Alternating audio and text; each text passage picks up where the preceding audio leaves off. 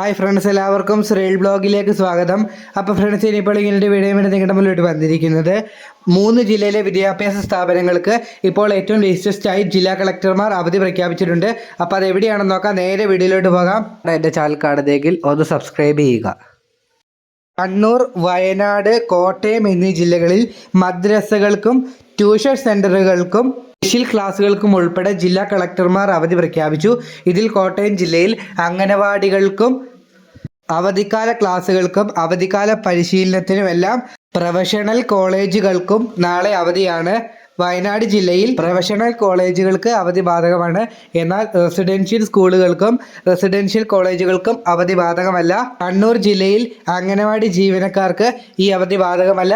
അപ്പോൾ ഇനിയും അവധികൾ വരാനുള്ള സാധ്യതയുണ്ട്. അപ്പോൾ അവധികളെല്ലാം വരുമ്പോൾ നിങ്ങളെ അപ്പോൾ അറിയിക്കുന്നതാണ്. അപ്പോൾ എല്ലാവരും എൻ്റെ ചാനൽ സബ്സ്ക്രൈബ് ചെയ്യുക. അപ്പോൾ എന്തായാലും നമുക്ക് അടുത്തൊരു വീഡിയോയിൽ കാണാം. ആരും പുറത്തൊന്നും ഇറങ്ങരുത്, എല്ലാവരും സുരക്ഷിതരായിരിക്കുക.